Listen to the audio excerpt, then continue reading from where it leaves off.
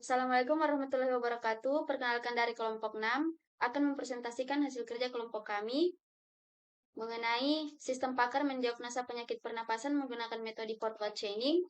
Sebelum itu izinkan kami memperkenalkan diri terlebih dahulu. Perkenalkan nama saya Fidiaulianda Rusdin dengan NIM 212156. Perkenalkan, nama saya Siti Rahma, NIM 212158. Saya Tazkiratur Rahman dengan NIM 212132. Saya Nur Insani Asahra dengan NIM 212149. Yang pertama ada metode penelitian. Satu ada ISPA, yaitu infeksi saluran pernapasan akut atau ISPA adalah penyakit saluran pernapasan atas atau bawah, biasanya menular dan dapat menimbulkan berbagai spektrum penyakit yang berkisar dari penyakit tanpa gejala dan infeksi ringan sampai penyakit yang parah dan mematikan. Yang kedua ada sistem pakar. Sistem pakar atau expert system yaitu suatu aplikasi komputer yang ditujukan untuk membantu pengambilan keputusan atau pemecahan persoalan dalam bidang yang spesifik. Sistem ini bekerja dengan menggunakan pengetahuan dan metode analisis yang telah didefinisikan terlebih dahulu oleh pakar yang sesuai dengan bidang keahliannya. Slide selanjutnya ada metode forward chaining. Metode forward chaining adalah teknik pencarian yang dimulai dengan fakta yang diketahui. Kemudian mencocokkan fakta-fakta tersebut dengan bagian if dari rules. If then, bila ada fakta yang cocok dengan bagian if, maka rule tersebut dieksekusi. Bila sebuah rule dieksekusi, maka sebuah fakta baru atau bagian then ditambahkan ke dalam database. Setiap rule hanya boleh dieksekusi sekali saja.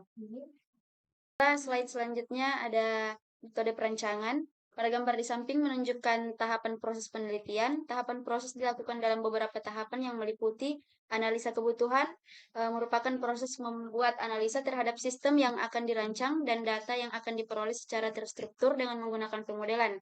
Pemodelan sistem ini yaitu berupa perancangan database, pembuatan flowchart, dan diagram OML untuk mempermudah proses-proses selanjutnya. Rancangan sistem merupakan proses pembuatan desain atau sistem berdasarkan data yang ada dan menerapkannya pada model yang sudah dibuat. Pembuatan sistem merupakan proses pembuatan yang dikembangkan sesuai dengan desain sistem yang telah ditetapkan pada tahap sebelumnya. Sistem pakar untuk mendiagnosa infeksi saluran pernapasan akut atau ISPA. Ini dirancang dengan menggunakan bahasa pemrograman PHP dan MySQL sebagai database. Pengujian sistem merupakan proses di mana sistem akan diuji coba. Proses uji coba ini dibutuhkan agar memastikan supaya sistem yang telah dibuat sudah sesuai dengan desain yang telah ditetapkan dan tidak ada error yang terdapat pada sistem.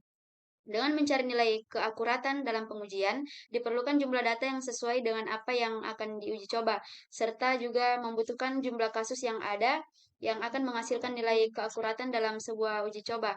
Penarikan kesimpulan merupakan proses pengambilan kesimpulan dari pembahasan dari hasil penelitian. Di slide selanjutnya ada flowchart. Pada gambar ini menggambarkan tahapan proses sistem pakar dari mulai sistem dijalankan hingga sistem berakhir. Dalam sistem ini, pengguna tidak perlu login terlebih dahulu karena pengguna hanya perlu mengisi data diri pada saat sebelum melakukan konsultasi. Pada tampilan awal, sistem akan menampilkan menu utama yang terdiri dari menu konsultasi, menu artikel, dan menu tentang. Oke, selanjutnya di sini saya akan menjelaskan bagian use case. Use case ini terdapat dua aktor. Yang pertama ada user dan admin.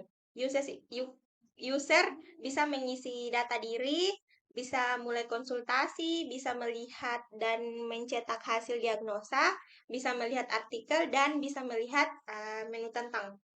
Kalau admin di sini dia bisa login, dia bisa mengubah dan menambah data penyakit, dia melihat gejala, bobot, dan aturan, dan dia bisa mengubah password.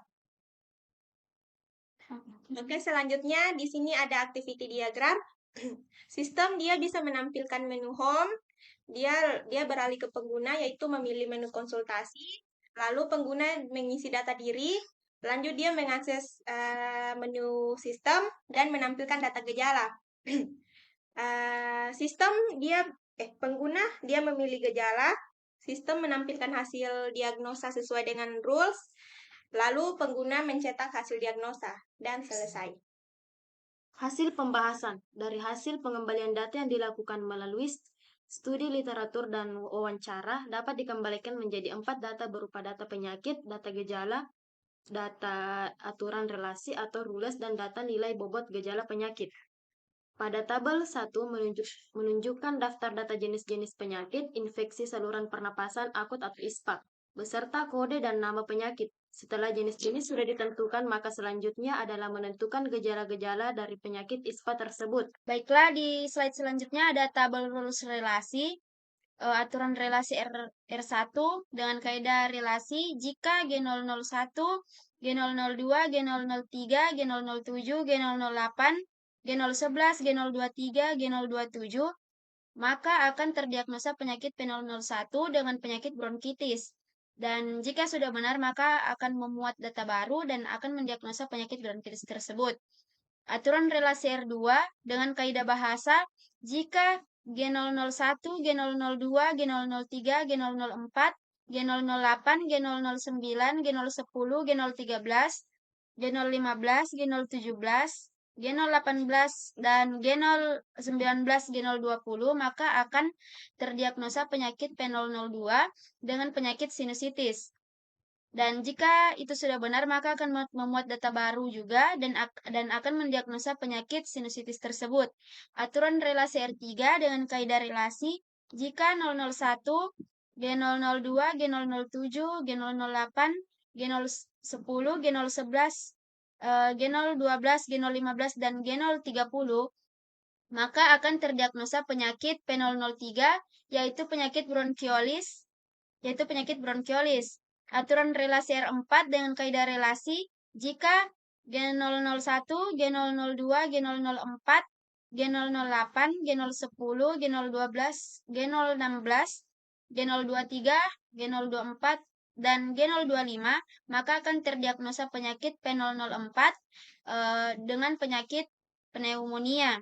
Dan jika itu juga sudah benar, maka akan memuat data baru dan akan mendiagnosa penyakit pneumonia tersebut. Dan begitu pun seterusnya sampai dengan aturan relasi R9. Pada tabel 2 menunjukkan daftar data gejala pada penyakit infeksi saluran pernapasan akut atau ISPA dengan kode dan nama gejala. Kemudian langkah selanjutnya adalah menentukan rule atau aturan relasi dengan menggunakan metode forward chaining. Alasan digunakan metode tersebut karena metode ini cocok diterapkan untuk mengetahui gejala-gejala penyakit ISPA, jenis-jenis penyakit ISPA, dan bagaimana cara penanganannya. Kesimpulan, berdasarkan hasil pembahasan penelitian terhadap sistem pakar diagnosa penyakit infeksi saluran pernapasan akut atau ISPA berbasis web dengan metode forward chaining, dapat diambil beberapa kesimpulan bahwa sistem pakar dapat digunakan untuk membantu masyarakat dalam mendiagnosa awal penyakit ISPA. Sistem dapat menerapkan kemampuan yakni seorang pakar dalam memberikan solusi untuk diagnosa penyakit ISPA. Tampil interface sederhana sehingga dapat memudahkan pengguna dalam berinteraksi dengan sistem. Hasil pengujian validasi menunjukkan tingkat akurasi sistem yang dibuat sebesar 94% dengan menggunakan 100 data uji coba.